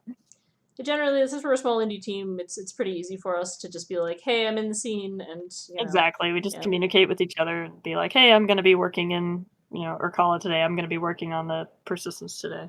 Yeah. Yeah. If you turn on the gizmos in Unity, you can see all kinds of stuff going on. We've got the lights, which are possible because we use deferred rendering. These little kind of capsules around them are the colliders. They've got a mesh collider is very expensive to use in terms of like the amount of power it would take. You can't have actually a mesh collider on the geometry that you have. You have to have a simpler version. Yep. So we just got these little like cages essentially. It almost looks like a little planter cage. It's kind of cute. If you've played video games, you might know this is a hitbox. Oh yeah, it's a good alternate term for it. So collider and/or hitbox. It's the cluster hitbox, but there's no combat in Second Star, so you don't have to worry about fighting the clusters. But yeah, these. The clusters would win. The clusters would win? The clusters would win, yeah. It's a good thing the clusters don't want to fight you. I suppose so. But yeah, these buddies don't have the animation frames you saw on the ones in the lab because they are actually baked. The animation on the clusters on Urkala run on the GPU instead of the CPU, which was a solution our programmer came up with to keep the frame rate happy. There's also further optimization that we're going to do on the clusters for the full game, so that's still a work in progress. Just trying to squeeze the best performance we can out of them. But this is pretty cool. If you look at the larger clusters from up top, you can see how it matches the concept. So from concept to reality. Our wiggly friends. We also, like Kay was saying, as indies to be efficient, we do use some things from the Unity Asset Store. One thing we experimented with was there was a tail animator on the Unity Asset Store where like these tubes are basically tails that we used on the first pass of animating them, but in the end we ended up going back in and I animated them by hand because the tail animator, while it added like randomness that was really cool, was also very expensive on the system. It was just too expensive. Yeah, like we got the animated clusters in the scene and the FPS just dropped like a rock. So it was cool, it was neat, but in the end, hand adjustment of the animation and then baking them was the solution that we went with there. So we learned a lot about optimization making these buddies. We did. We learned a lot. Yeah. So they were intense children to raise, but I'm very glad that we did. Yeah, especially because they have so much complicated rigging. Is rigging and mesh deformation animation is expensive. So having a lot of them all in the scene was pricey. So we had to find, but there are ways to get around that in terms of this baking solution that we found. So we made it work. We did indeed. Okay, I'm gonna hop in. We'll see if it gets mad. So far, I'm actually really impressed by how Unity and Blender are coexisting with the stream going. Blender's not too bad. It's not. It just doesn't like to be on the screen at the same time. That's valid. And it also doesn't want you painting textures if you have other things open. Oh yeah, I tried to demonstrate the painting textures earlier. Like I made a single line. It was very angry at me, so I discontinued attempting to demonstrate that. I had to get more RAM to paint the persistences textures. That is valid. I did not have enough. But yeah, here's our glowy friends. They wiggle. They wiggle. Yeah, the wiggling on the planet is also a little bit more like alien and stilted than the wiggling on the ship because of that baking. But like we said, the optimization and tweaking thereof is still in progress, and the atmosphere of them is still really, really cool. I'm really happy with how they turned out. Something about them just brings me great joy. Anavi, do we have any data on this life form? A fascinating wiggly specimen, friends. Dr. Lee. This silicon-based entity extends many kilometers They look beneath delicious. You. All of these outcroppings are part You should of the probably same not Don't you? Yeah, you should not eat Look at how it them. glows. Cannot eat them. Don't they drink the liquid methane?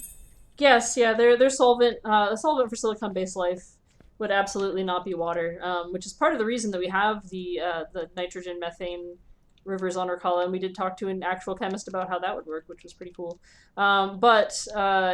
Yeah, no, I wouldn't advise consuming the silicon-based life forms. Oh, another cool thing, we're talking about the variation of the branches and the roots. We do also have alternate versions of the whole model. Here's the clipped off version, which, zoop, modeled an endpoint for. Here we go. So that you could kind of have that like natural cut. And the concept... Right, it's kind of like you took a big saw, or I don't know, what would you need to cut through these things? Nice laser cutter. Snipped them off. Snip, snip. But yeah, we've got. Why does it look like a ring pop if not to eat? I mean, I don't know that I wouldn't eat silicon carbide either. Just like that's a real thing that exists. I wouldn't eat it. Just a heads up. Is that Like, the stop the rocks that look like grapes? Not to eat. Shouldn't be ring pop shaped then. Yeah, I mean you've got a point. But in terms of marrying the organic and the raw silicon look, actually you can see like when we were talking about the texture cutoff, like Kay needed some more details from the original concept to figure that. It's like, hey, So what does a cross section on this even look like? You know? Yeah. So the cross section is very heavily based on silicon. Here's some of your maps. But yeah, there's the buddy. Oh, this is some more director art. Cat likes drawing smiley faces on everything. Keeps us encouraged. Here's some more fun outtakes. It's the normal map of the... this is when I plugged the normal map into the wrong node. It looks great. It does. Kat is an integral part of the art team. I have to say that as art director. Actually, you're right. Yeah.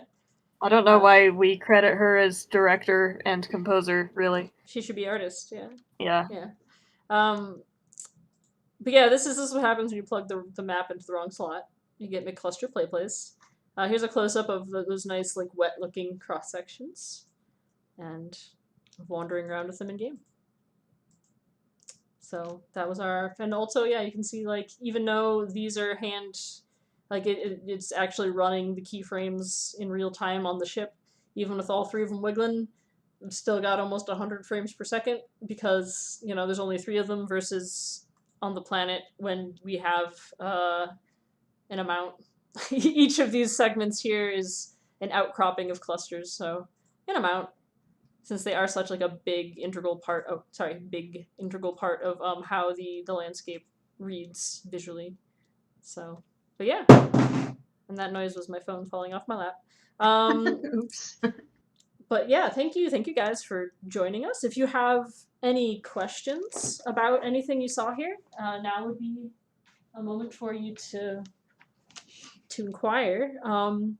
While people are asking questions, I do want to just reiterate, like, a lot of the stuff we were talking about with the science and the lore is also something that you'll have access to if you back our Kickstarter at a certain level.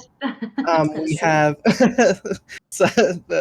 we have a backer level where you would receive a digital copy of a lore book that our writers are going to be working on, and that we're going to kind of be collaborating on to get you some more information about the world of Second Star, and that includes some of the science information that we have come up with so far. And I think it's really interesting, especially because we have talked with so many like real life scientists and had a lot of people that we kind of worked with on coming up with good reasons for stuff that we have the rule of cool for. We It's a nice balance, we yeah. start with the rule of cool, but we want it to make sense. Yeah, A exactly. little bit of both. I think good sci-fi we is a don't little bit of want we don't want it to be too fiction in science fiction. Right. We want lots of science in our science fiction. Yeah, it's nice when it's speculative. Like, it's definitely, still fiction. Yes. But Also, Echoed Wings, that sounds extremely terrifying. oh no. I said, The once I was oh. monitoring a game to make a scar look more realistic, and I accidentally added the normal map to the eyebrow/eye texture. Oh, no. Bad. I don't know. Bad. Ooh, scarred eye. Don't like that. But yeah, like Toby was saying, if you enjoyed what you saw here tonight and would like to help us continue developing the universe of Second Star, please check out our Kickstarter. Please check out our Kickstarter. We are at about 30%. We passed 30%. We are at 30%. Yeah. We We just did? were at Awesome. 10,000, and we're looking for 35. Yep. Yeah, and we've been going a week today, yeah? Yeah, week today. We just launched last week. Cool. We're chugging along. If you enjoyed the plant, like I said earlier, I'll pitch it again. If you want to make your own little alien life form and have Anya draw beautiful concept art and have me make it, that's one of the things you can do through the Kickstarter. You can also design an NPC for the logbook. For the logbook, and you can also even design like an area of a level, like a puzzle, that would fit into the world at the higher tiers. But you can also get things like the soundtrack and beautiful the soundtrack, art book, lore book, art book and lore book and the game and all at a kinds of discounted digital price. assets. Yeah. Very cool stuff. All the cool stuff. Yeah, and also while we have you here, we do have another stream planned on August 4th with some of the voice actors that bring Second Star to life. So definitely tune in then as well if you want to hear more about. And that one will be earlier in the day also. Yeah, because our team hails from all over the world, and our voice actors come from a variety of places as well. So that is 1 p.m. EST on the 4th. So yeah, our game is a fully voice acted game, and our Kickstarter is largely to fund that voice acting. Yes. So we just want to emphasize like how great these voice actors are, and like how well they fit into the world of Second Star. I think Stefan is still in the chat, so shout out to Stefan. Yes. Our intrepid pilot. Yes, I promise I remember your character's name, Shia. Amazing. And if you want more, if you want to look at more of the world that we have built, you can play our Second Star demo on Steam. It's called Second Star Prelude. I put a link in the chat. You can check that out, and we'll have all of these Free. links Control available. panel for the Yes, You console. can that is free to also, play.